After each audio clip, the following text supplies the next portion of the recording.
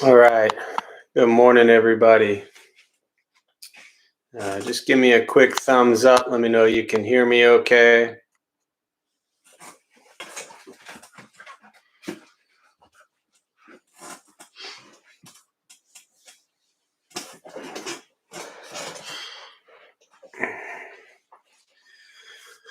All right. Good morning, Linda. Thank you. I take it that means the sound is working.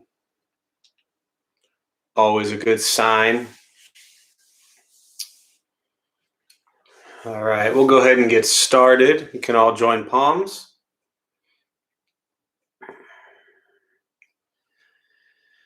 And repeat after me.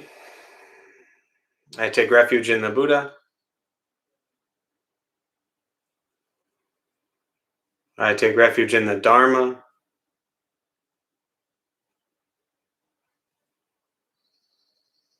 I take refuge in the Sangha.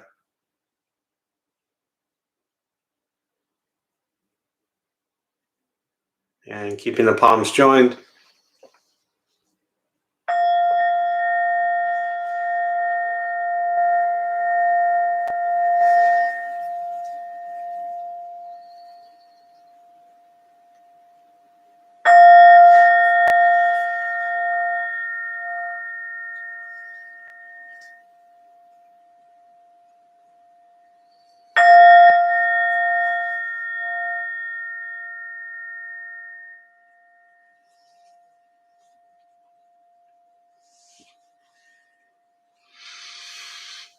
All right. Good morning, everybody. Just going to get this thing off. Thanks for being here. Appreciate it. Nice to be with you all. I always like to start with a question, just to give a little bit of time before we start the meditation practice, and also some time before we, or just give some time for people to communicate a bit. So the question I have for you today is, why, and I talk about this a lot, but another opportunity for you to share, but why do you keep showing up? What motivates you? What inspires you? What drives you to continue to practice and to show up? And I don't necessarily just mean to show up here for meditation. I mean, show up more broadly in the form of practice. What is the reason that you show up and practice kindness and compassion, non-attachment, forgiveness? What are the reasons that we practice these things? If you're joining us for the first time, welcome. I see somebody here from Ireland, so that's really cool. I don't know what time it is in Ireland, but good day to you or good night to you. So if you are here for the first time or brand new to Buddhism or meditation, then what's the reason that you chose to show up here today? So this is an important question that, as always, there's no right or wrong answer. It's just an opportunity to really explore in your own mind, in your own heart, and then to also express, again, the reason you show up. So I'll go ahead and type that in here. And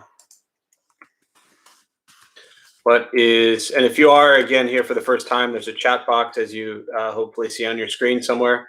So feel free to type in as little or as much as you'd like. What is the reason you show up to practice? Not just here for meditation, but every day in your life. If first time here, then why show up? All right, let's see if I can spell practice. That might make it easier. What is the reason you show up to practice, not just here for meditation, but every day in your life? If first time here, then why show up?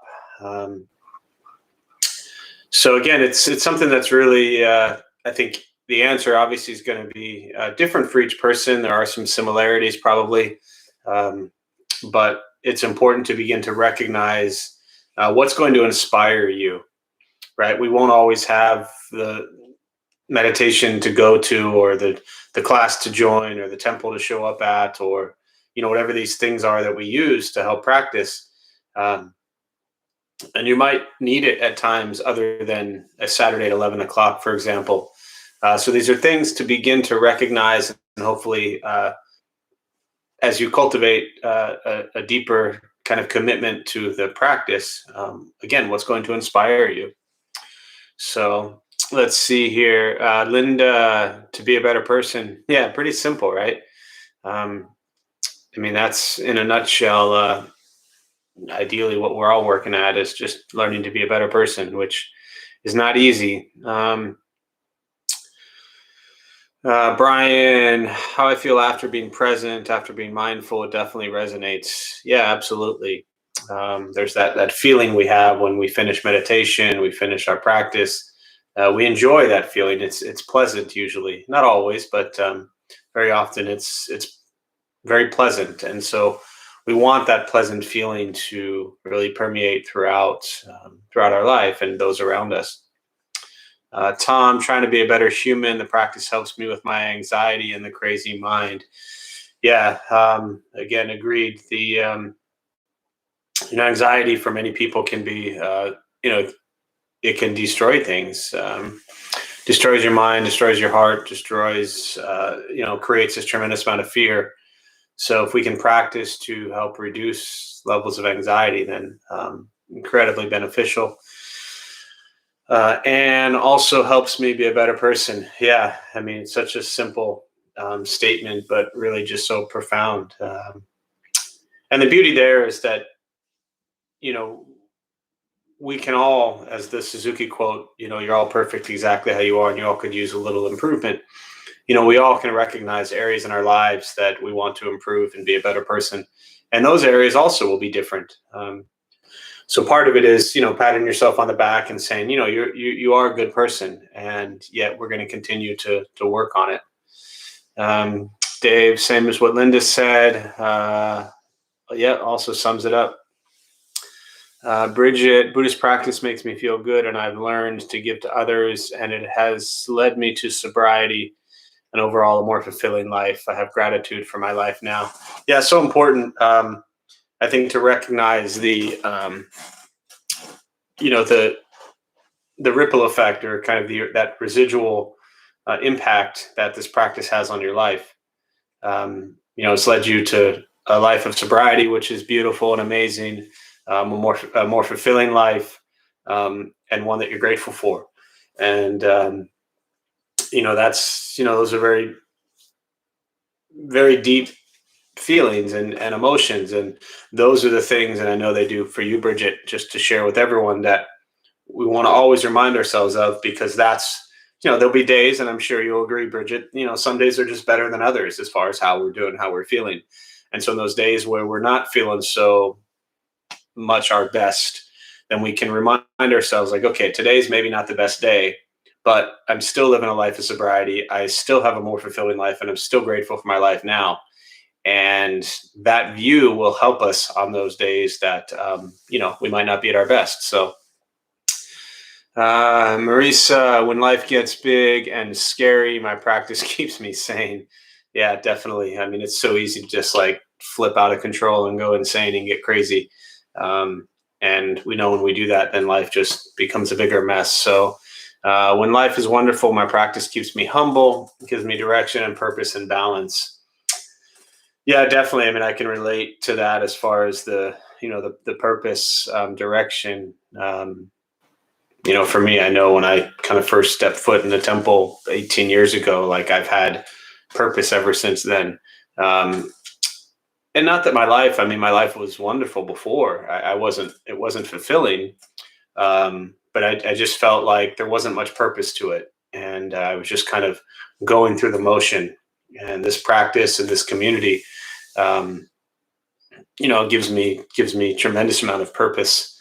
I couldn't even begin to tell you how many times that, it's a Tuesday or Saturday and, maybe I don't feel well or I have a headache or whatever it might be. And I'm just like, I just don't want to show up today and lead.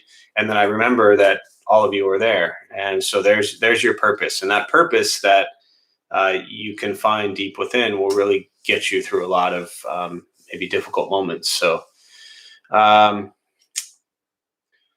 Eric, to tame the mind, to be wiser, more patient, and tolerant of others. Yeah, it's all very beautiful. And to remind everyone that, when we're more tolerant of others, then we just will get along with others much better. So it's a beautiful practice to see how it impacts our life, but then how that plays out and impacts those around us. So Lisa, yes. Marisa, well put. And let's see, Gurjol, if I'm saying that, I'm not saying if I'm not sure if I'm saying that properly.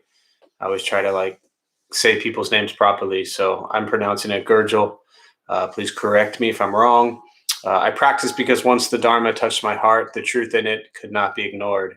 And it's 7 p.m. in Ireland.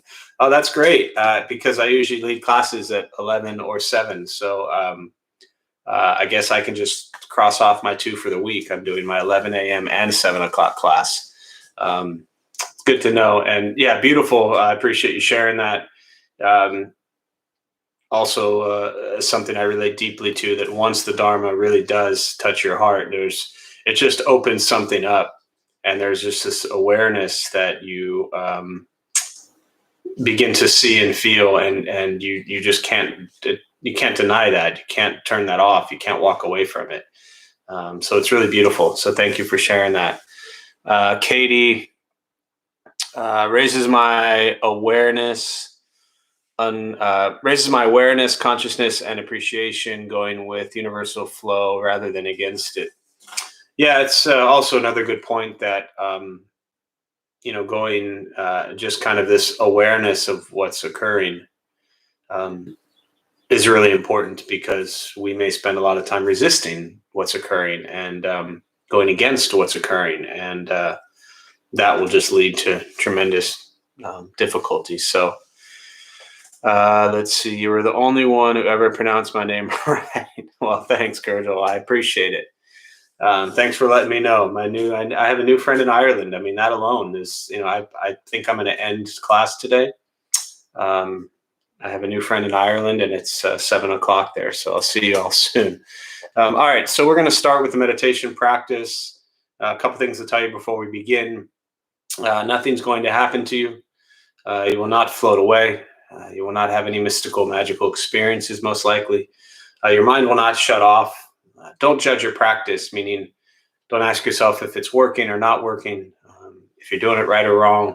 We're just going to sit and breathe.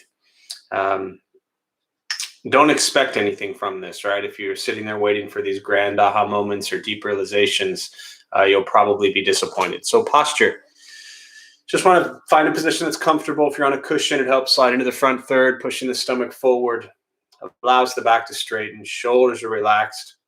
Hands can be on the knees or in the lap, whatever's comfortable. I will guide us as we begin, and we'll settle into a little bit of silence. And again, most important, do not expect anything. We're just going to sit and breathe.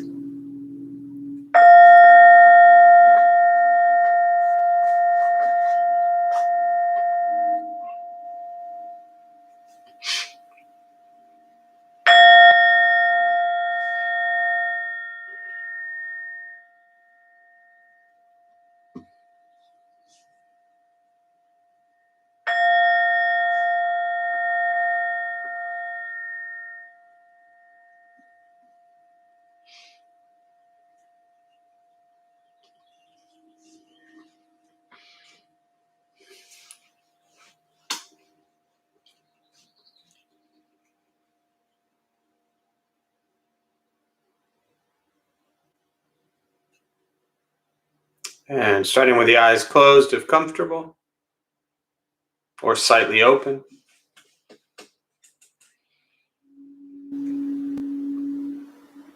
Mouth is open or closed. We'll start with taking 3 deep breaths slowly.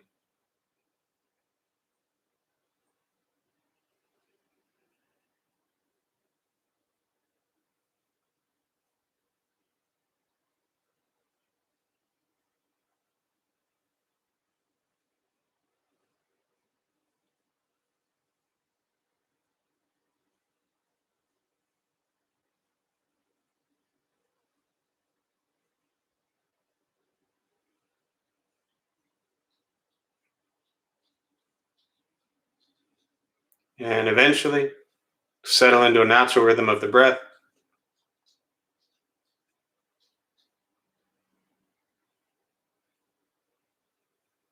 Knowing throughout the practice, you'll hear sounds. These are not distractions, not disruptions. Simply what's happening around us as we breathe.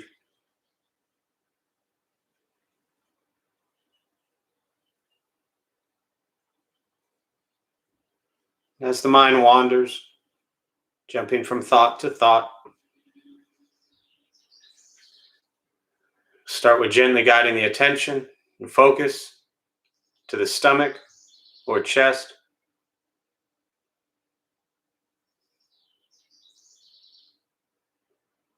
Breathing in, feel them rise.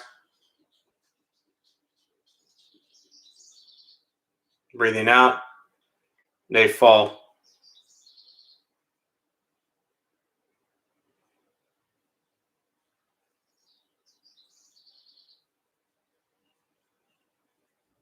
And simply continue this practice, observing sensation of breath.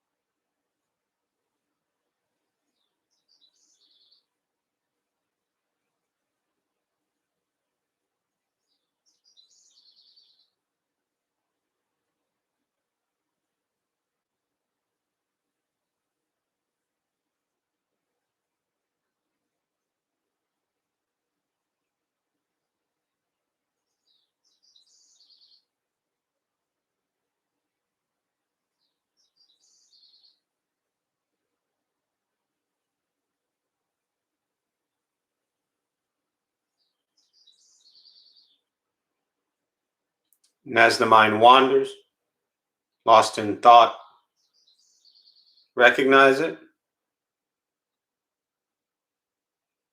release that thought,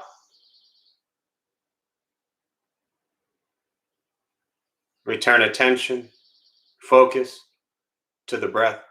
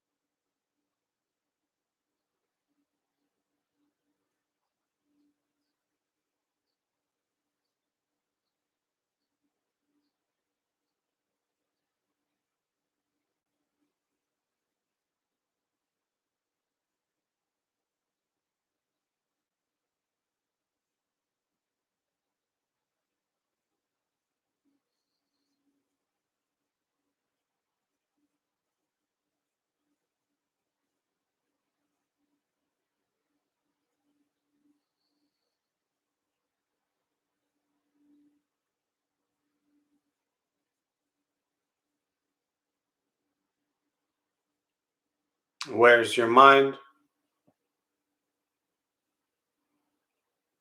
Return to breath.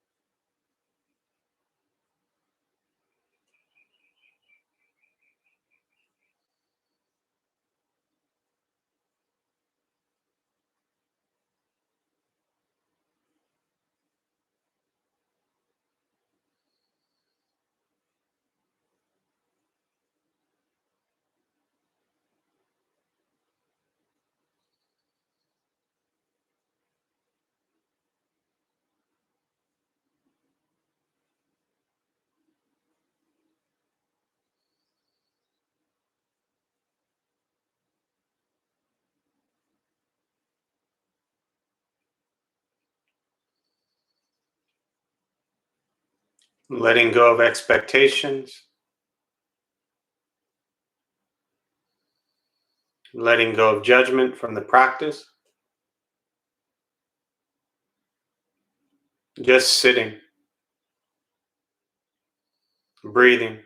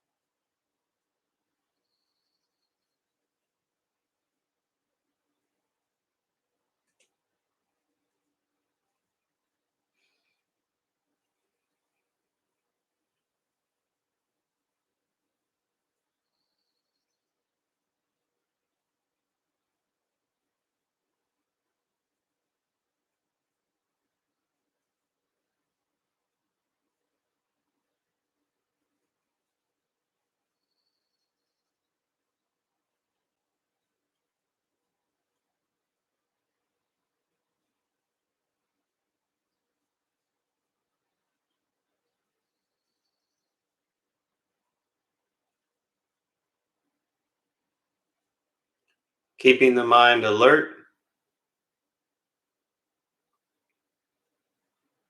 aware of each sound,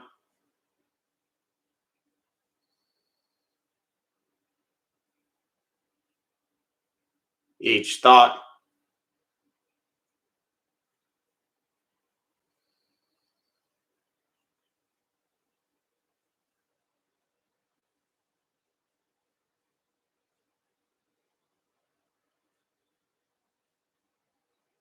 each physical sensation.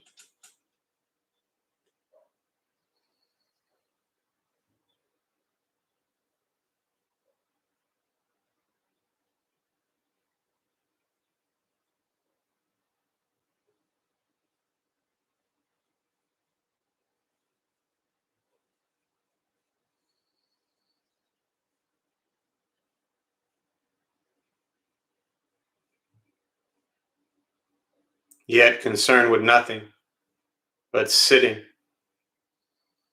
breathing.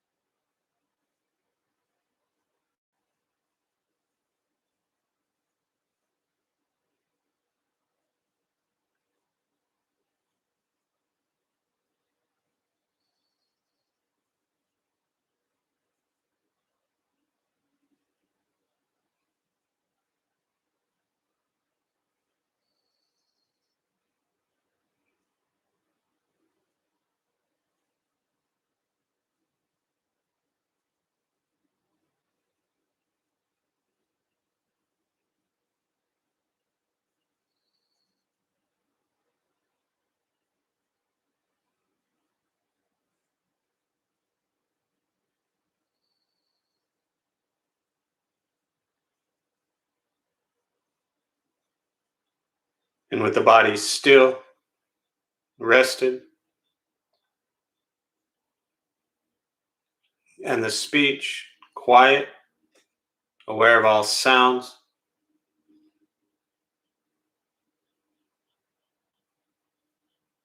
and the mind learning to settle.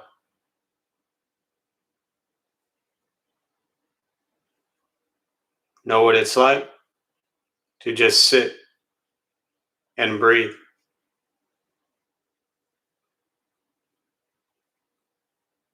Knowing with each breath, there's nothing else to do.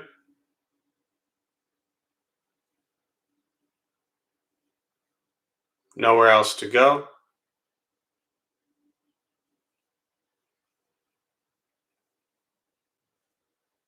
No one else to be. Everything beautiful, just as it is. Sitting, breathing.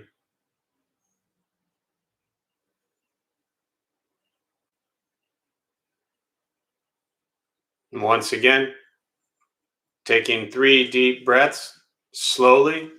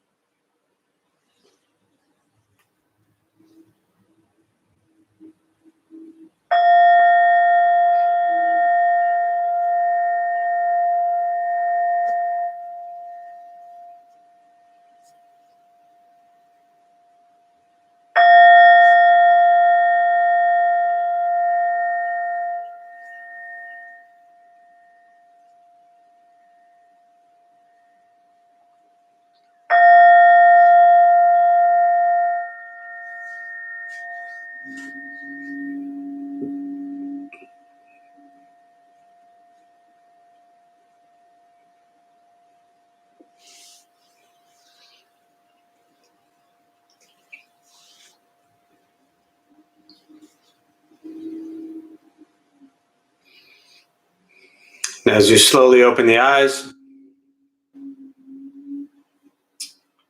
slowly begin to move. And most important, with the practice of meditation, is to recognize how you feel now, immediately after. Compare this to how you typically feel throughout your day. Recognize the difference, if there is one. Ask yourselves how you'd prefer to feel every day for the rest of your life. And realize however you feel now, if it's quiet, calm, and still, or a busy mind, racing mind, whatever you're sitting with at this moment, has nothing to do with anything I said. It's nothing to do with how we sit and hold the hands or cross the legs. It's not from the sounds around us or anything else for that matter. It has everything to do with your own mind and your own mind's reaction to an external condition. This is what the Buddha called pratitya samuppada, means dependent origination. This is the basis of the Buddha's awakening. The word Buddha simply means awakened. He was a human being no different than any one of us who began to understand why he suffered, why he got angry, sad, depressed, stressed, anxious. He began to understand the causal relationship of all phenomena. What we realize from this practice is every moment of our lives, things happen and we react. More stuff happens, more reactions. That's it. What we are working on with meditation is learning what it's like to respond to something quietly, peacefully, still. Because for most of us, the way we respond to the last 20 minutes is quite different from how we respond to everything else that's happening throughout our day. So all we're working on is closing the gap to where the way you feel now is closer to how you feel always. just as driven, motivated, productive, successful, whatever that means to you in your respective lives. But with a mind that's steady, clear, focused, distracted by nothing, disturbed by no one.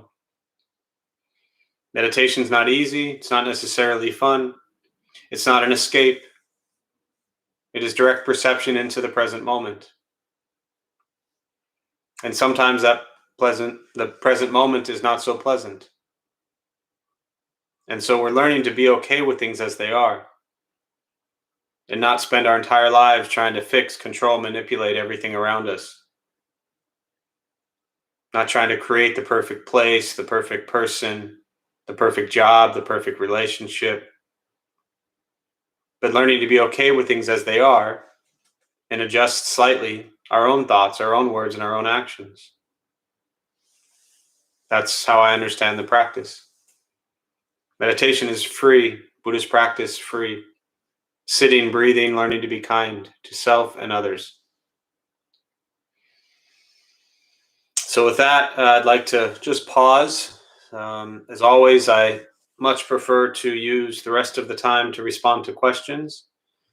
So meditation, Buddhist practice, anything you're sitting with that I can address. If you are joining us for the first time, again, welcome. There's a chat box there somewhere on your screen. Feel free to type in any questions or thoughts, and I'll respond.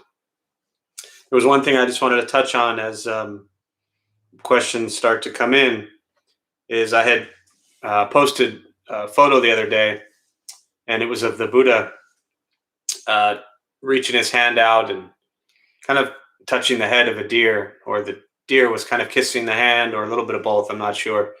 But there were two deer, and it was just the Buddha with the robe. And it was a very human looking picture. One of the most human depictions I've actually seen, and I've seen literally thousands.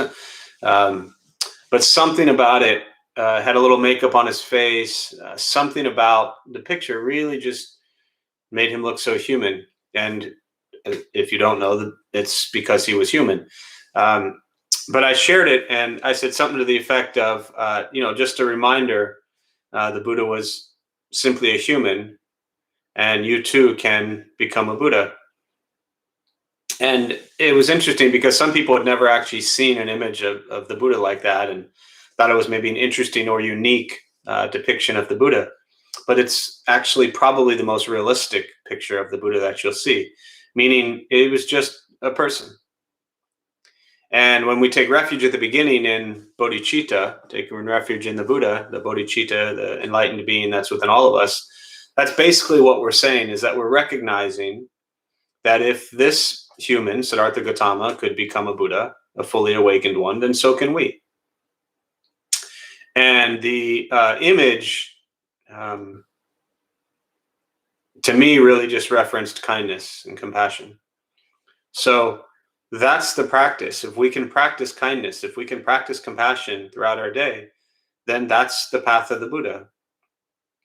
It doesn't have to be any more complicated than that. So as we referenced at the beginning today, and a few of you mentioned, and basically everyone's response was about learning to be a better human. That really is the path. And we go about that different ways for all of us. And as you're working on being a better human, as I alluded to earlier as well, don't forget to give yourself a break a little bit. Pat yourself on the back, because you are just human, and there is only so much you can do and accomplish. And worrying about everything being perfect and finished the right way, or handled the right way, or managed the right way, life just doesn't work that way, right? I mean, life throws us endless challenges and difficulties, and we're better at some than others. But if we put the right effort into each situation with the right intention, then we learn to not attach to the outcome. So, right effort, right intention, really helps with non-attachment, to where you're going to pour your heart with pure intention into any situation. And whatever the outcome may be is really out of your control. But at least you can walk away knowing that you did the best you could. So I reference an old, well, it's not old, but something I learned as a child, really a sports reference that said, when you go out to play, leave everything you have on the field. Meaning when you walk off that field, win or lose, you know that you've given it everything you could. And you can't control the outcome. There's a lot of people involved. I mean, you take, any sport, whether it's an individual sport or a team sport, there's still the other person or the other team and your teammates. A lot of people involved in every situation. So you do your best and learn to let go of the expectation or the outcome. All right, so thoughts, questions, meditation, Buddhist practice, anything I said, feel free just to type in the chat box there, and I'll use the next 15 minutes or so to respond.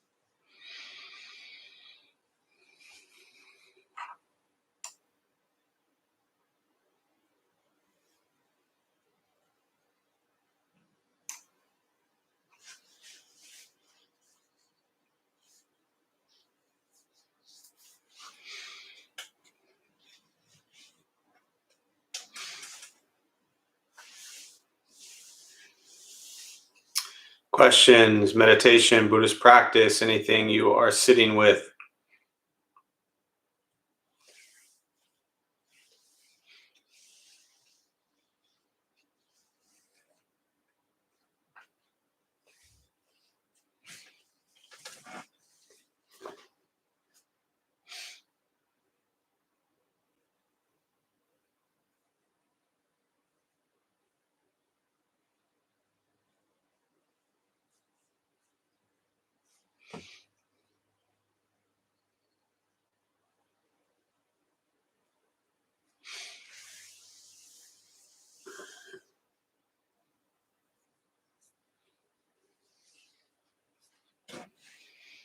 Yay, my favorite. No more questions.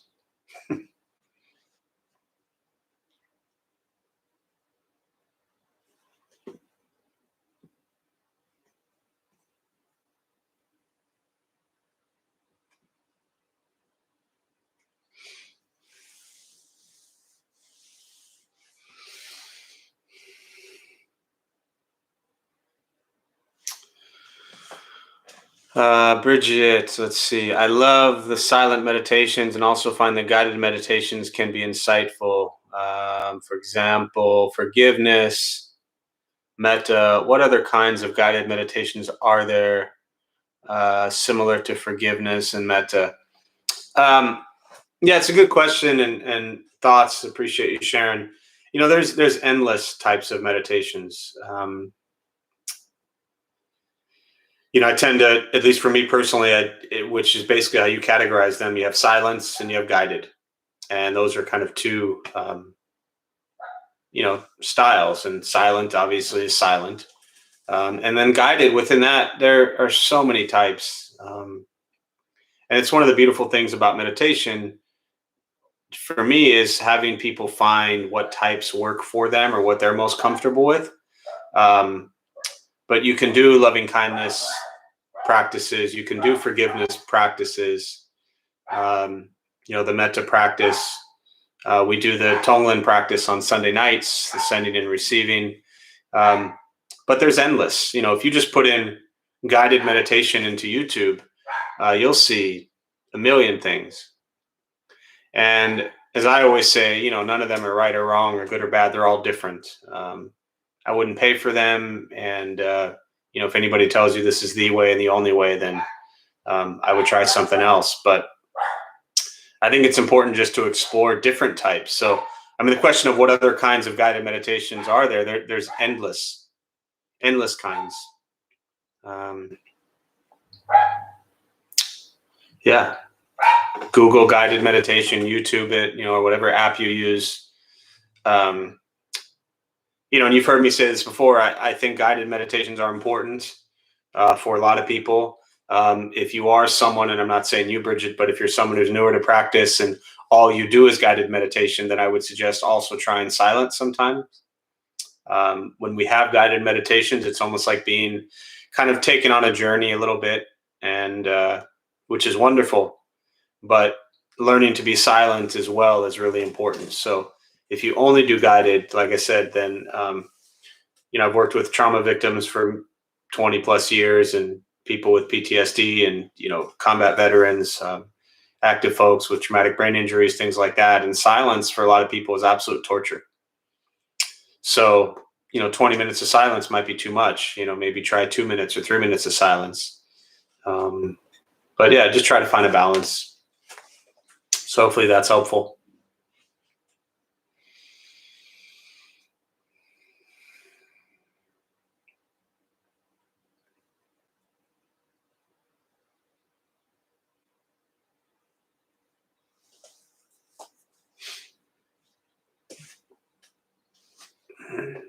You're welcome.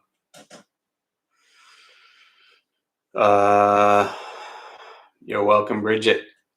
Tom, is it selfish of me to tune out the suffering of the world to avoid being overwhelmed? That's a good question. And my initial reaction when I read your question is my first suggestion would be try not to label it as being selfish or not selfish. I think that there's a middle path, which you've heard me talk about a lot, finding a balance that is important with everything in life. And, knowing you and a lot of people who are here, my personal view or thought or judgment is that you, Tom, are not a selfish person, and you are aware of the suffering in the world, and that's important to you, and you would love for it to end.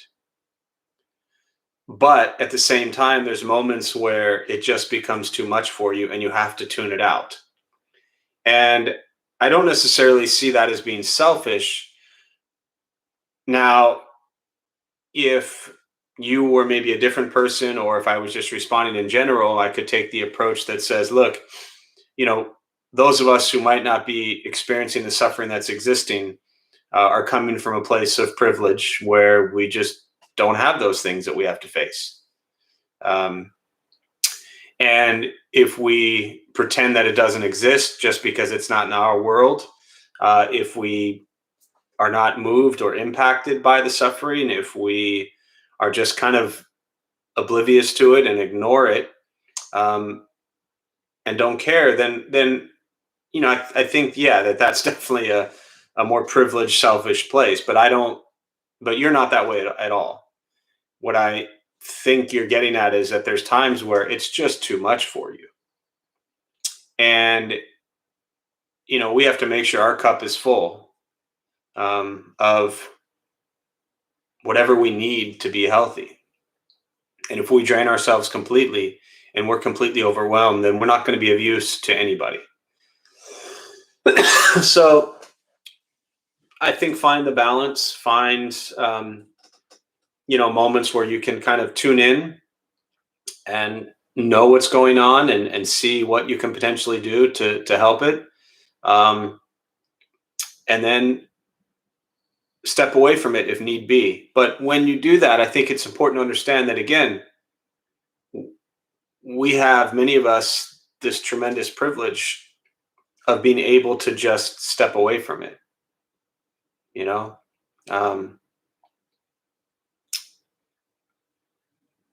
As a white person and not a person of color, I could just as easily say, you know what, I'm going to step away from racism for the next 6 weeks because maybe it's just too much for me to handle, right? We have that privilege. We have that ability to choose to step away from something. That is privilege. Someone who is a person of color doesn't have the choice to step away or outside of it because they're experiencing it every day. So I'm kind of giving you a couple different ways to look at it and just reminding you, as I know you are, that I wouldn't necessarily look at it as selfish, but I think it's important to never lose sight of the fact that there is tremendous suffering in the world, as you know, and that this path and this practice is learning how to be aware of the suffering that exists, cultivate the strength, kindness, compassion within ourselves so we can then show up and be available to help those who are suffering. So I'm repeating myself here, but find that balance. Yeah, hopefully that helps.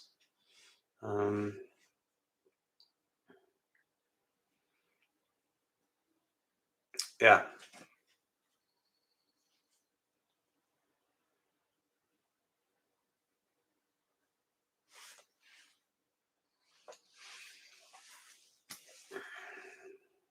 Other thoughts, questions? It's a tough one because none of us want this feeling of being overwhelmed. Um, but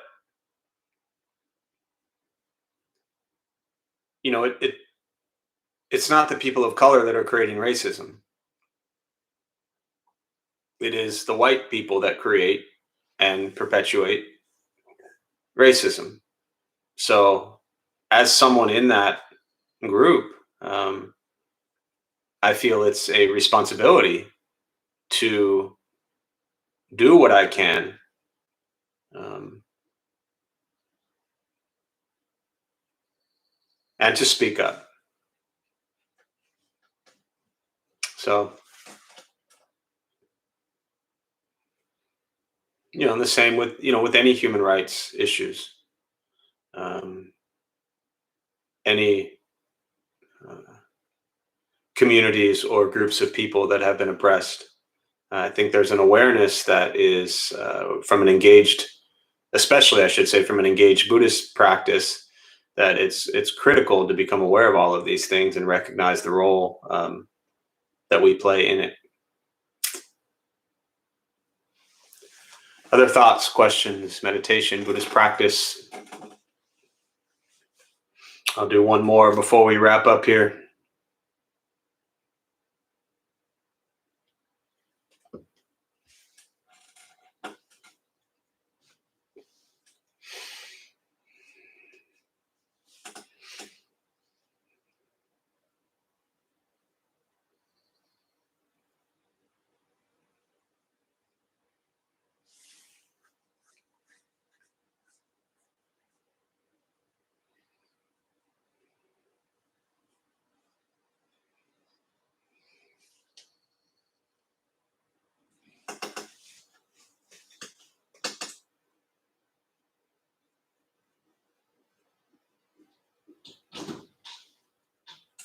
Last thing I'll add on that, Tom, just kind of a thought that popped into my head here is that for an example, and this time frame would be different for everybody, but let's just say you are very engaged in social justice issues, and you find yourself, whether it's through your actions or the news or social media or whatever it might be, you find yourself just pushing so hard and burning out, and it's completely destroying you.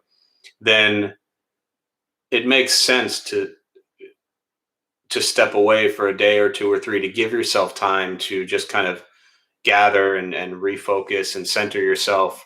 But then turn back around and come back to it. And I think that's a key part here, is that, to tune it out, again, is we have the privilege and ability to tune it out. But let's come back to it as quickly as possible. So,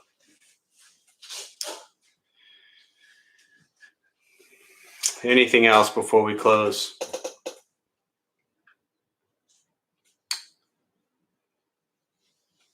And I have one more question for Gurjo. I'm just curious how you found us here, all the way in Ireland.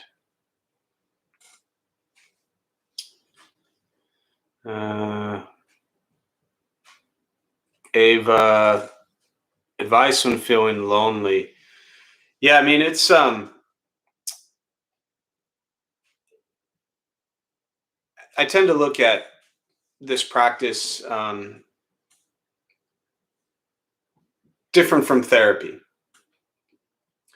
And so, therapy would give you lots of advice.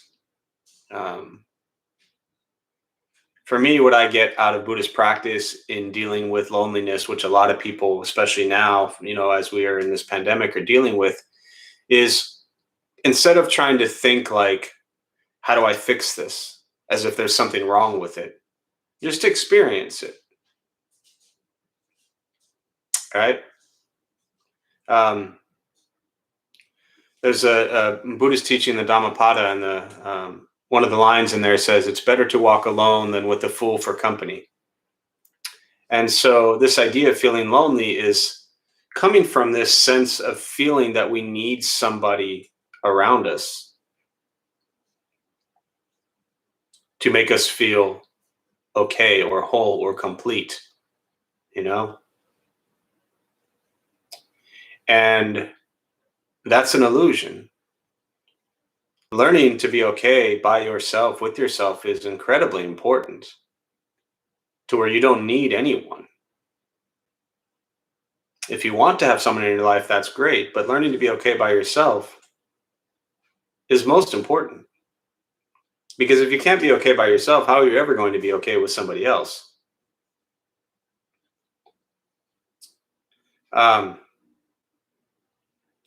So really, I think two things. One, I wouldn't rush to try to fix this feeling of loneliness, but just experience it. What is it like? Why do I feel this way? What do I need? What do I want? What am I seeking? What am I craving? Because all of these cravings and desires and things that you're seeking are actually what's causing your suffering anyways. That's what the Buddha taught. The seeking, the craving, desire is what leads to suffering. So you have this craving and desire and this view that you need someone else with you. The first step in the Eightfold Path is to have the correct view. So my suggestion is to work on recognizing that you don't need anybody with you at all. And then from that place, when people arrive and come into your life, then that's a really beautiful thing. But learning to be okay alone is critical. Because once you can do that, then you're never lonely anymore. I mean, you yourself are enough. So work on that. And just observe it. And hopefully that will help. So, all right, a list of online sanghas. Great. Well, thank you, Gurjo. I'm glad you found us all the way from Ireland. Ava, I appreciate the question. There are simple responses to that as the world begins to open up, or, some of it opens up. Being around others, being around community, finding people with, similar views and thoughts and ideas is important. And so there's obviously some practical, tangible steps you can take to deal with the loneliness that you're speaking about. But I still think it's best to learn to be okay alone. And then you're never lonely again a day in your life. So, all right, so I'm going to close on that, and we'll join palms. May the benefit of this practice be shared with all beings in all directions. May all be at peace. May all be free from suffering. May any merit gained be transferred to those who need it most.